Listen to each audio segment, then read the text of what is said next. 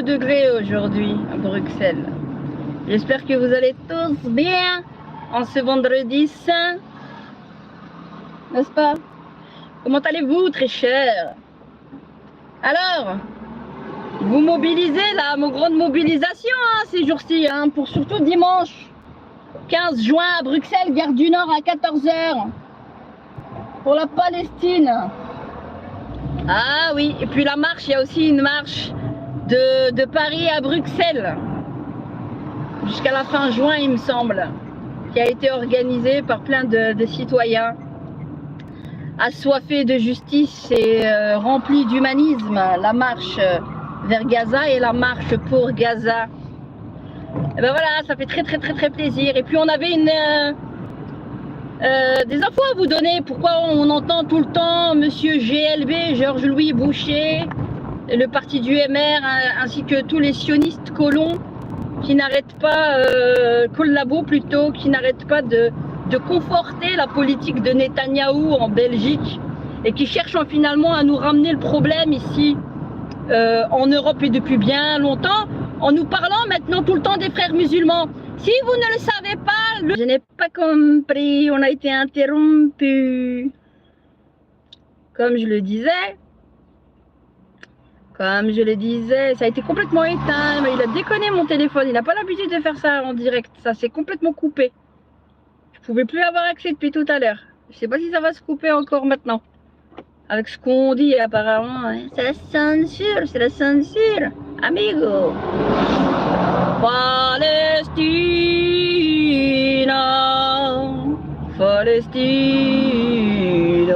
oh.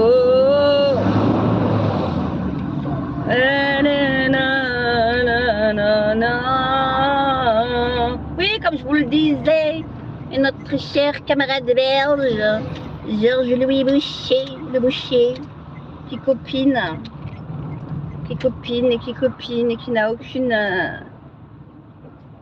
présence d'esprit, justement, d'avoir un minimum d'humanisme lorsqu'il s'agit de la Palestine, vous argumentera avec tant d'autres les frères musulmans et l'entrisme et les frères musulmans, alors que monsieur copine avec le fils de Sarkozy et les milieux d'extrême droite de l'Institut Thomas More, qui invite Florence Bergeau-Blaquet-Decker, qu'on s'est fait justement infiltrer en Belgique depuis à peu près presque 2 ans par le CRIF en 2024 qui est venu s'installer en Belgique et vous rappelle les mêmes problématiques que nous avons en France, en Belgique.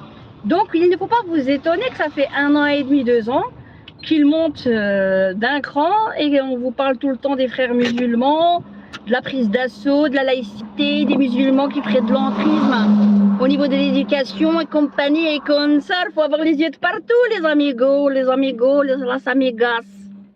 Et donc voilà, c'est pour ça que j'ai fait les vidéos, pour que vous sachiez ce qui se passe, les amis. Vous comprenez? Comprenez les anges? Alors, chanter une chose, on ne sait pas sur quel ton il va falloir que ça rentre dans leur bourrichon là, dans leur tête, et on va leur dire ça.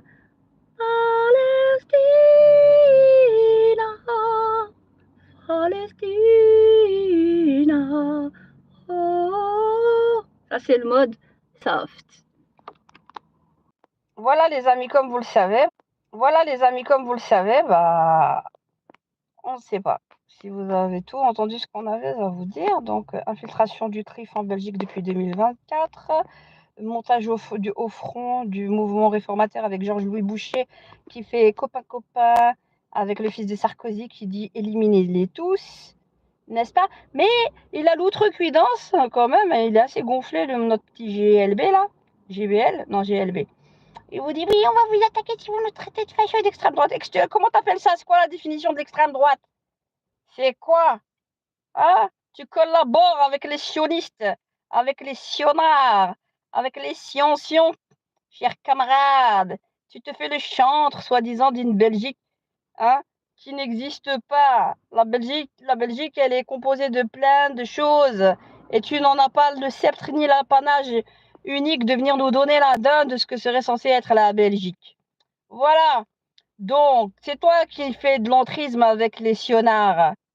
Les sciencions qui a vendu ton âme, mon ami. Voilà, sale collabo. Et on t'appellera collabo. Viens nous faire un procès, on attend que ça. Allez, au passage, on est avec les Vras et puis on va terminer avec toi aussi, hein, par rapport aux sionistes. Il n'y a pas de problème. Tu copines avec les sciencions d'Ukraine aussi, hein, et d'ailleurs. Et le CRIF, là, qui s'est installé depuis 2024. Vous comprenez, chers Belges, chers citoyens, ce qui nous arrive en Belgique? Pourquoi matin, midi, soir, on vous parle des frères musulmans et qu'on vous remplit le bourrichon avec tout ça, avec les milieux laïcardo-athéistes, hein, tout ça, ils sont tous main dans la main, des vrais sionistes, des collabos. Faudra pas oublier, l'histoire se souviendra. Voilà, bonne journée et à bientôt. Bonne méditation. Alors, je sais pas comment, on n'en voit plus. Ah, purée, qu'est-ce qu'on nous fait pas? Ah ouais, bah là, on nous a mis la lumière. Ok. Donc voilà, comme ça, vous êtes au courant. Il fait très chaud dehors, hein. Voilà, 32 aujourd'hui.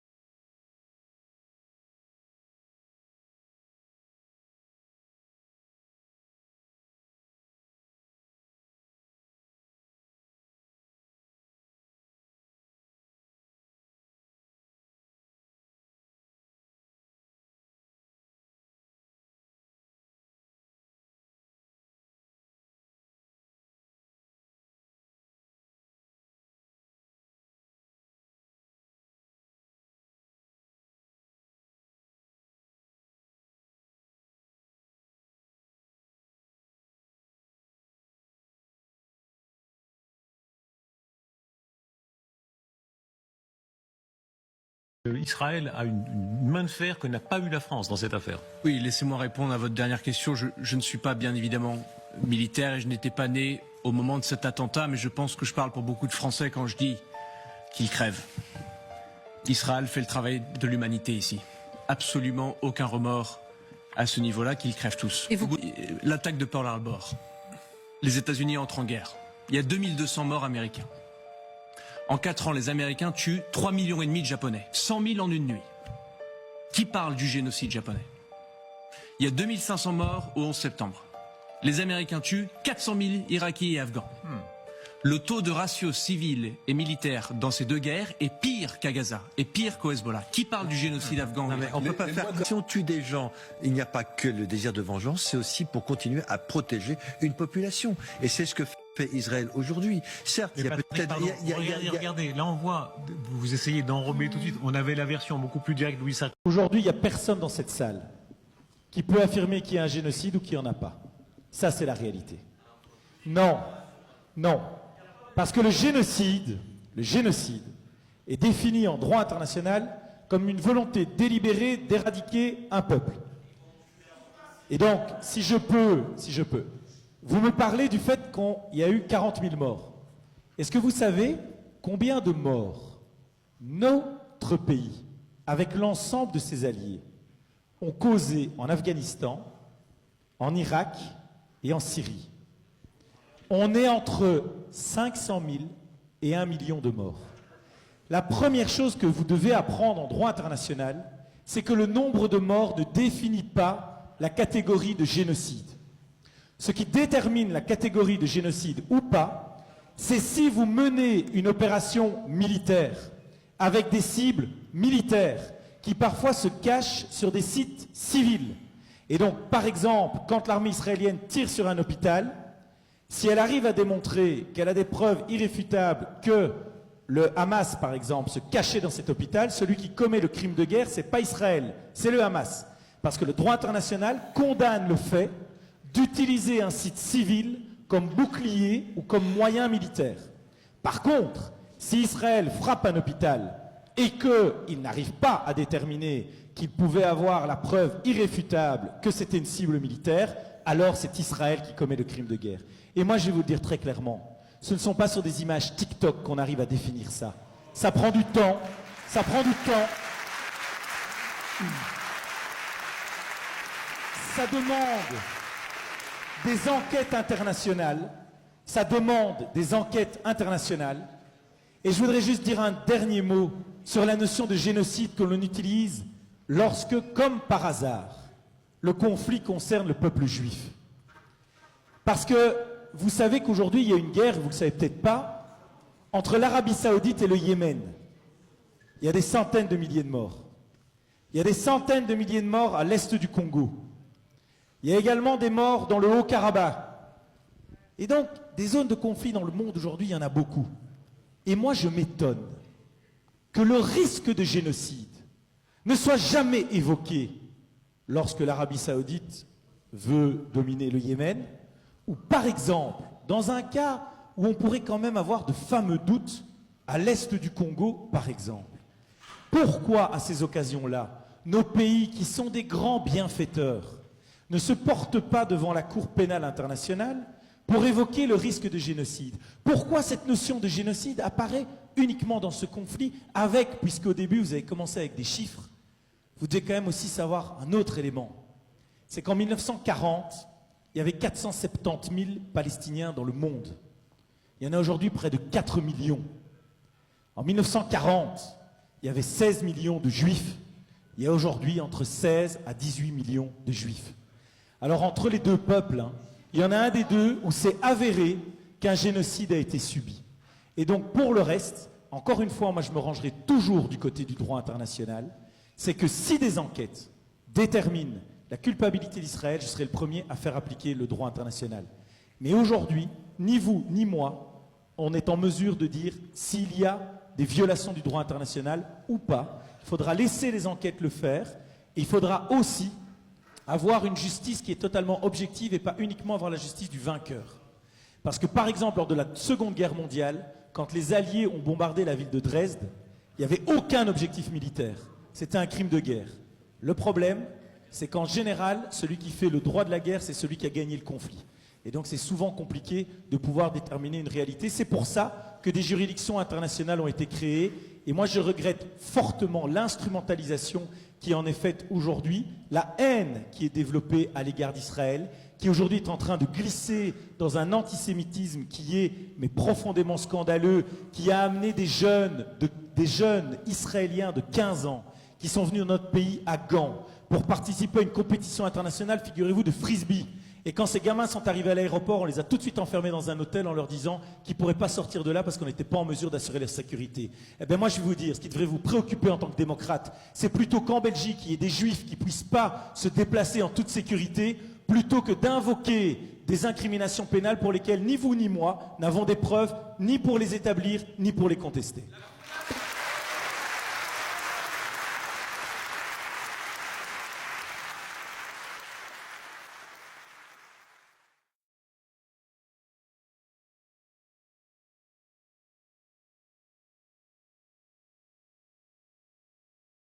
La Cour pénale internationale a donc émis des mandats d'arrêt contre Benyamin Netanyahou, Premier ministre israélien, et contre Yoav Gallant, son ancien ministre de la Défense, pour des crimes de guerre et des crimes contre l'humanité qui auraient été commis dans la bande de Gaza, également visé par la CPI, le chef du Hamas palestinien. Bonjour Pierre-Olivier. Bonjour. Et Pierre, les réactions se multiplient déjà. Et oui, Nemo, d'abord celle du principal intéressé, Benyamin Netanyahou, qui estime que la CPI est antisémite. Le Premier ministre israélien va jusqu'à comparer ses mandats d'arrêt à un nouveau procès Dreyfus et précise qu'il ne cédera pas à la pression tant que les objectifs d'Israël ne seront pas atteints. Autre réaction, cette fois du Hamas, qui voit dans ces mandats d'arrêt visant des dirigeants israéliens une étape importante vers la justice.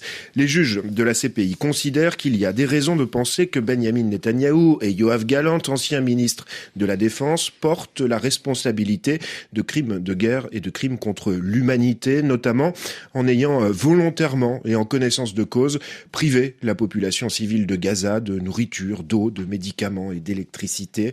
Le chef de la branche armée du Hamas, Mohamed Deif, présumé mort, fait lui aussi l'objet d'un mandat pour crimes contre l'humanité et crimes de guerre. La Cour pénale internationale ne disposant pas de sa propre police, c'est sur ses 123 pays membres qu'elle compte pour arrêter et lui remettre les suspects. À noter, Nemo, qu'Israël, tout comme son allié américain, ne reconnaissent pas cette juridiction. Il s'appelle Tom Fletcher, il est britannique, ancien diplomate. Il a tenu un discours choc devant le Conseil de sécurité des Nations Unies à New York il y a quelques heures. Le chef des opérations humanitaires de l'ONU parle de conditions inhumaines imposées, je cite, sans la moindre gêne par Israël aux habitants de Gaza. Et voici les questions qu'il a posées aux membres du Conseil. De quelles preuves supplémentaires avez-vous besoin maintenant? Allez-vous agir avec détermination pour empêcher un génocide et garantir le respect du droit international humanitaire? Ou direz-vous à la place, nous avons fait tout ce que nous pouvions? Claire Duhamel, vous êtes à Jérusalem pour Parlons-en. Bonjour Claire, on vient d'entendre ces mots très forts du patron des opérations humanitaires de l'ONU. L'ONU qui alerte avec d'autres ONG sur la situation humanitaire dans l'enclave. Bonjour Pauline, oui, ces conditions inhumaines dont parle Tom Fletcher, eh bien, elles sont décrites par tous ceux qui peuvent se rendre dans la bande de Gaza, travailleurs humanitaires principalement. Tom Fletcher, par ailleurs, lui, s'était rendu à Gaza avant le cessez-le-feu dans les hôpitaux de Gaza. Et il a eu d'autres mots très forts hier, disant « La mort à cette échelle a un son et une odeur qui ne vous quittent pas. » Et puis, Gaza, en plus de survivre à 19 mois de guerre, est depuis 2 mois en situation de siège total imposé par Israël, puisque depuis le 2 mars dernier, pas une bouteille d'eau, pas un sac de farine n'a pu entrer dans l'enclave palestinienne. Les contacts gazaouis avec qui je parle régulièrement me disent qu'ils ont énormément de mal à trouver à manger. Il y a un risque critique de famine. Selon un nouveau rapport publié lundi, ce sont aussi des mots que partagent tous les acteurs humanitaires qui travaillent à Gaza. Et face à cette situation, eh bien, les Américains ont bien un plan, celui de créer une fondation pour prendre en charge l'aide humanitaire. L'entrée de l'aide humanitaire dans la bande de Gaza a été présentée comme une contrepartie à la libération de l'otage israélo-américain Eden Alexander il y a 2 jours. Mais pour l'instant, eh bien, les points de passage n'ont toujours pas rouvert. Les camions ne sont pas dans la bande de Gaza. Et ce nouveau plan américain pour la distribution de l'aide humanitaire est décrié par les Nations Unies ainsi que par toutes les ONG qui travaillent dans ce secteur à Gaza.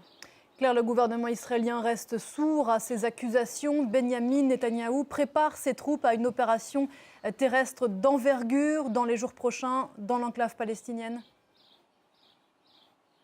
Oui, cette opération, elle a été annoncée la semaine dernière et elle a une date butoir, la fin de la visite de Donald Trump dans les pays du Golfe. Cette fin de visite, ce sera vendredi prochain.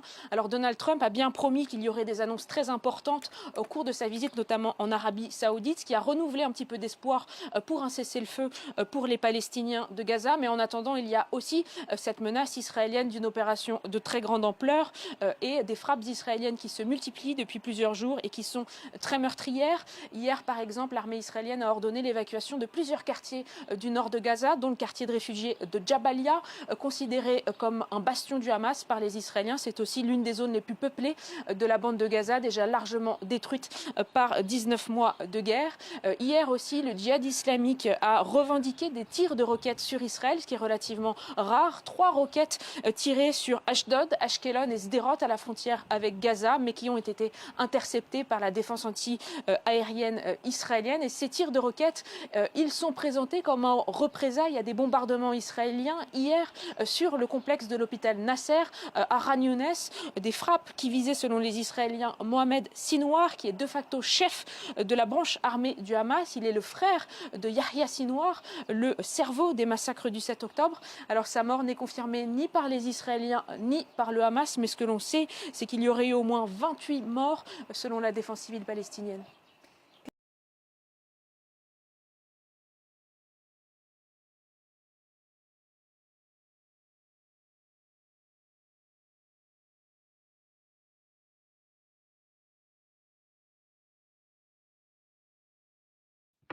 Je reste debout, ça n'est que le garde-boue. Je dirais mais je vois tout, dans ma tête ça tombe par où. Il me faut un con, pas comme arme planche pour que je fasse le tour.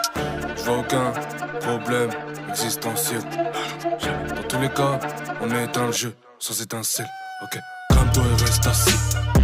Ça va bien se passer. Ok, dis-leur qu'on n'est pas pressé. Ça va bien se passer. Pareil que j'ai pas percé.